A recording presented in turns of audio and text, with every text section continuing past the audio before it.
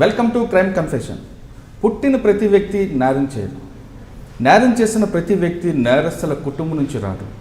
పరిస్థితుల ప్రభావం లేదా చెడు సావాసం నేరాల బాట పట్టి తర్వాత జైలు జీవితం అనుభవించిన తర్వాత వాళ్ళలో ఒక పరివర్తన వస్తుంది. అటువంటి పరివర్తన వాళ్ళని జైలు శాఖ గుర్తించి వాళ్ళకి జీవనోపాధి కల్పిస్తున్న వ్యక్తుల్ని ఈ వారం పరిచయం చేస్తున్నాం. ఈ వారం మన గెస్టులు ఇద్దరు ఉన్నారు. ఒకరు చైన్ స్నాచింగ్ చేశారు, మరో వ్యక్తి మర్డర్ చేశారు. నిజంగా చైన్ స్నాచింగ్ ఎందుకు చేయాల్సి వచ్చింది, ఇంకొక వ్యక్తి మర్డర్ చేశారా లేదా అక్కడున్న ఆ సర్కమ్స్టెన్స్లో అతను కానీ చిక్కుకున్నాడా, ఏ పరిస్థితుల్లో వాళ్ళు నేరం చేశారనే విషయాన్ని వాళ్ళని అడిగి తెలుసుకుందాం. ఒకరి పేరు శివ, మరొకరి పేరు మధు. శివ, మధు వీళ్ళిద్దరూ ఈరోజు మన గెస్టులు. వాళ్ళని అడిగి ఎలాంటి క్రైమ్ చేశారనే విషయాన్ని వాళ్ళని అడిగి తెలుసుకుందాం. మధు, ఫస్ట్ చెప్పు, నువ్వు నేరాల బాట ఎందుకు చదువుకున్నానంటున్నావు? సికింద్రాబాద్ పద్మారాయణలో ఉన్న నువ్వు నేరాల వైపు ఎందుకు రావాల్సి వచ్చింది? చైన్ స్నాచింగ్ ఎవరు చూసి నేర్చుకున్నావు, ఎందుకు స్నాచింగ్ చేసావు నువ్వు చెప్పాలి. నేను డ్రింక్ చేసి చైన్ స్నాచింగ్ చేసిన సార్. నీ పేరు, మీ ఊరు, మీ అమ్మగారు? నా లోకలే సార్, సికింద్రాబాద్ సీతాఫలం మండి. పుట్టి పెరిగింది కూడా అక్కడనే, ఉండేది అక్కడనే. ఎందుకు చైన్ స్నాచింగ్ చేయాల్సిన పరిస్థితి ఎందుకు వచ్చింది? డ్రింక్ చేసి చేసిన సార్, పైసలు డబ్బులు లేనందుకు చేసిన సార్.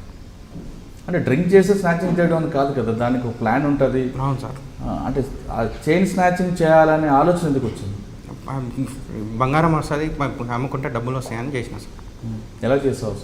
బైక్ మీద పోయినా సార్. బైక్ మీద రోడ్ పైన బండి ఆపి వెనక ముంగట నడుచుకుంటూ పోతుంటే వెనకకి వెళ్ళి లాగి తెంపుకొని ఉరికిన 2 grams వచ్చింది సార్. తీసుకొని అమ్మేస్తే 4,000 వచ్చినాయి సార్. ఆ 4,000తో నువ్వు జీవితం సరిపోద్దు అనుకున్నావా? ఏదైనా వస్తే కానీ బీర్లు గీళ్ళు తాగొచ్చు అని తీసుకున్నా సార్. ఆ 4,000తో ఏం చేస్తావు? 4,000 తీసుకొని మొత్తం తాగేసిన సార్. డ్రింక్ చేసేసిన, ఎంజాయ్ చేసేసిన సార్. 4,000 రూపాయలు? అవును సార్. తిరుపతి పోయినా సార్. ఆ తర్వాత తిరుపతికి వెళ్ళిపోయినా, టీవీలో వస్తుంది. తిరుపతికి వెళ్ళిపోయి 40 days దాకా ఎవరికి ఫోన్ చేయలేదు. నువ్వు చేస్తావు ఎందుకు వెళ్ళొచ్చింది? టీవీ నైన్లో వాట్సాప్లో అప్పటిదప్పుడు వచ్చేసింది సార్. ఇంటికాడ ఒక ఆయన, అరే నీకోసం పోలీసు వాళ్ళు వచ్చింది, టీవీలో వచ్చింది అనగానే సీసీటీవీలో వచ్చింది సార్. సీసీటీవీ ఫోటోస్తోని అప్పటిదప్పుడు టాస్క్ ఫోర్స్ వాళ్ళు, పోలీసు వాళ్ళు అందరూ ఇంటికాడికి వచ్చేసారు సార్. నేను అప్పటికి కాచిగూడ పోయి ట్రైన్ ఎక్కి తిరుపతికి వెళ్ళిపోయినా సార్. తిరుపతికి వెళ్ళిపోయి నడుచుకుంటూ ఎక్కినా సార్. మెట్లు 3,500 ఎక్కి పైన పోయి 2-3 రోజులు ఉన్నాక ఒక ఆయన లడ్డూలు అమ్ముతారు సార్. లడ్డూలు అమ్ముతారు ఒక ఆయన దగ్గరనే అన్ని టోకన్స్ దొరుకుతాయి లడ్డూలు అవి. ఆయన ఏమన్నాడు, నా దగ్గరనే జాబ్ చేసుకో, ఆ టోకన్లు పట్టుకో, ఒక బండ కింద పెడతారు టోకన్స్, అవి ఉండాలి. ఎవరన్నా పోలీసు వాళ్ళు వస్తే ఎవరన్నా ఎన్ని అడిగితే అవి తీసి ఇచ్చేసి అవి ఇట్లా కాపాలి కూర్చోమని చెప్తుండే సార్. డైలీ 300-400 ఇస్తుండే ఆయన ఫుడ్ పెట్టి. ఎంత ఇచ్చేవాడు నీకు లడ్డూ టోకెన్? టోకన్లు ఉంటాయి సార్, 500 లడ్లు 600 లడ్లు ఉంటాయి. 1 hour లోపల అన్నీ అమ్మేస్తాం సార్. బ్లాక్లో అమ్మేస్తాం. టోకన్లు లోపల ఇస్తారు కదా, బయటకి వెళ్ళి దొరుకుతాయి? బయట ఉంటారు సార్. ఆడ బ్లాక్లో తెచ్చి 40 రూపీస్కి వాళ్ళు 4 తెచ్చుకుంటారు సార్. మేము 120 లాగా ఒకటి కొనుక్కుంటాము, 4 లడ్లు. మేము 120 లాగా కొనుక్కొని కస్టమర్స్కి 50 రూపీస్కి 80 రూపీస్కి ఒకటి అమ్ముతాం సార్. లడ్డు టోకెన్ 25 రూపాయలు కదా? 40 రూపీస్కి 4 లడ్డూలు సార్. అవును, 40కి 4. నడుచుకుంటా ఒకటి ఎక్కితే ఫ్రీ లడ్డు ఒకటి వస్తుంది, 5 టోకెన్ వేస్తారు సార్. దాన్ని అది వాళ్ళు భక్తులు తీసుకోరా? భక్తులు కాదు సార్, ఇట్లా బతకనికి వచ్చిన వాళ్ళు చాలామంది ఉంటారు, ఈ బిజినెస్ చేస్తారనమాట. టోకన్లు తెచ్చి మీకు ఇస్తే మీరు డబ్బులు ఇస్తారు, ఎక్కువ ఇస్తారు దానికి, అట్లా సార్. ఆ టోకెన్లు అంటే లైన్లో వెళ్తున్న వాళ్ళు లడ్డూల కోసం కొంతమంది వెళ్తుంటారు. అవును సార్, లడ్డూల కోసమే కొంతమంది వెళ్తారు. ఆ టోకన్లు తెచ్చి మాకు అమ్ముతారు సార్. లేకుంటే మీరు ఎంత కొంటారు? మేము 120కి 4 లడ్లు కొనుక్కుంటాం సార్. మేము 40 రూపాయలది 3 రెట్లు కొంటారు. అవును సార్. కొని మేము అమ్ముతాం సార్. 50 రూపీస్కి ఒకటి, 80 రూపీస్కి ఒకటి సార్. సీజన్ బట్టి అమ్ముతాం సార్. 1 hour లోపల అన్ని కంప్లీట్ అయిపోతుంది సార్.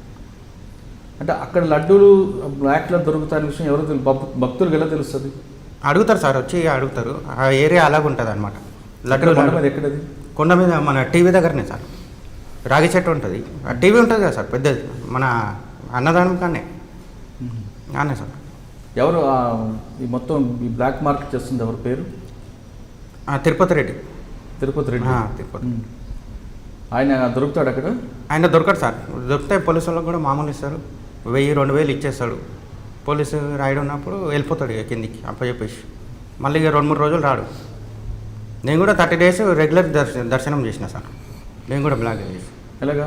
తిరుపతి దర్శనం ఇప్పుడు టోకన్ బ్యారక్లో ఇడవంగానే లడ్డూల కాడికే ఉరకాలి సార్ ఫస్ట్.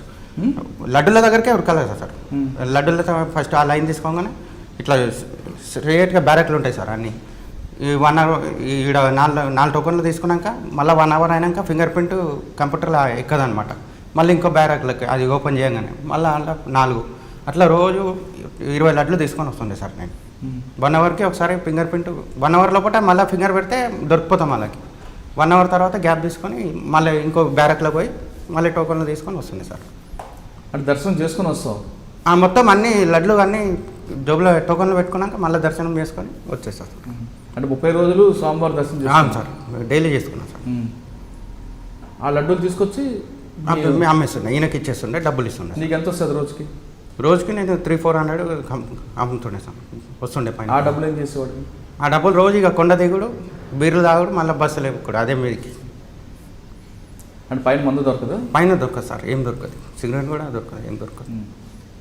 అంటే ఆ విధంగా ఇక్కడ పద్మారావు నగర్లో చైన్ స్నాచింగ్ చేసి ఆ డబ్బులతో తిరుపతి వెళ్ళి ఆ లడ్డూలు బ్లాక్లో అమ్మి, అవును సార్, ఆ డబ్బులతో మన కిందకి రావడం, తాగడం, మళ్ళీ పైకి వెళ్ళడం. మళ్ళీ పైకి పోవడం. ఓకే, మరి ఎందుకు హైదరాబాద్ వచ్చావు?